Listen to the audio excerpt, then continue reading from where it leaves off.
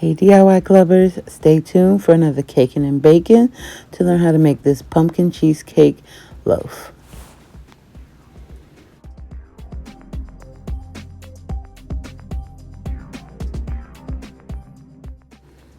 So first we want to combine all of our wet ingredients, and that'll include our oil as well as our sugar,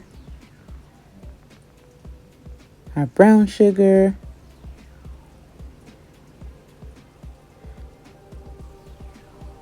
our pureed pumpkin, and our 1 egg.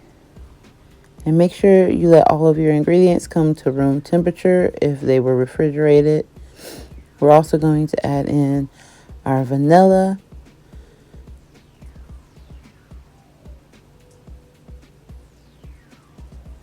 and then we're going to give it a good mix to make sure all ingredients are well combined.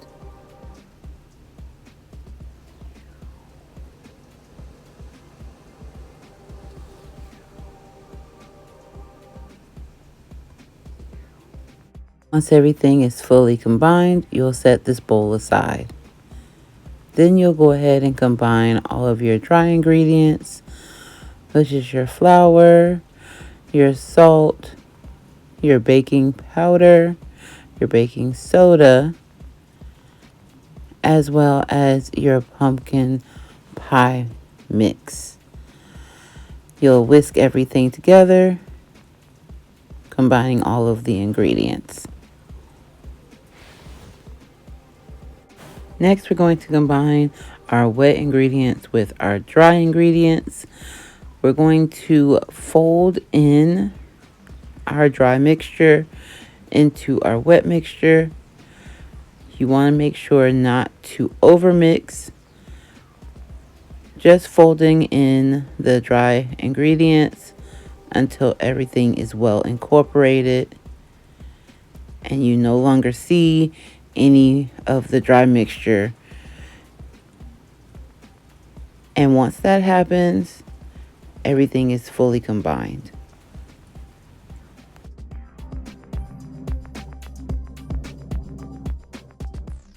Now for our cream cheese mixture, we're going to add in half a block of cream cheese, your sugar,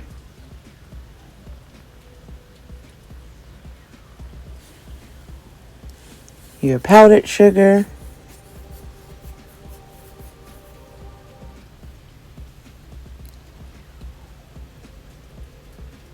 your vanilla,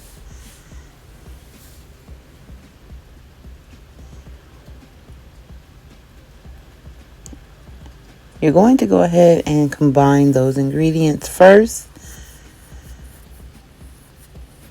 And once all of the ingredients are well incorporated, then you'll add your 1 egg that is at room temperature.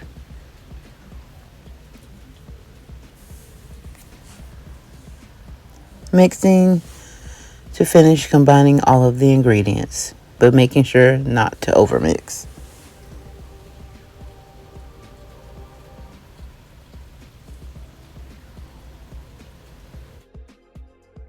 Before we add our batter to our loaf pan, we're going to make sure to spray it generously with some baking spray. That way that the loaf does not stick. Then you're just going to layer your 2 mixtures in your baking pan. You'll start with your pumpkin mixture, add in a layer of the cream cheese mixture, and continue adding your layers until all of your mixture is in your loaf pan. Once you finish adding everything in, you can stir slightly to combine and create a little swirl pattern on top.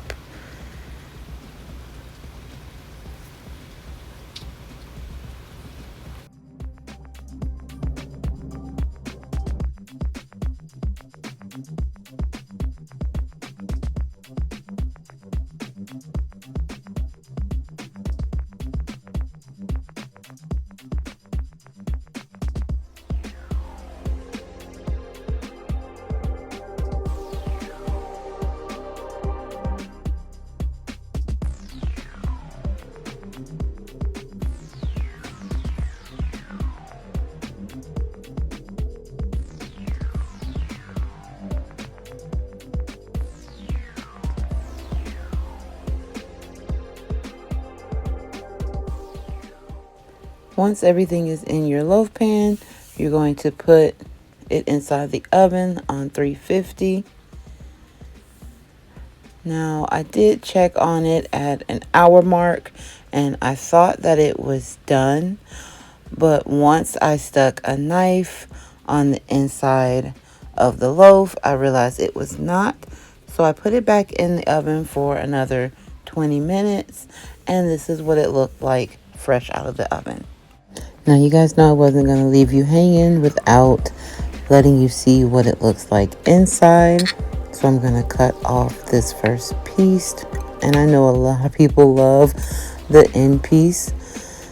And then once you pull out your slice, this is what it looks like.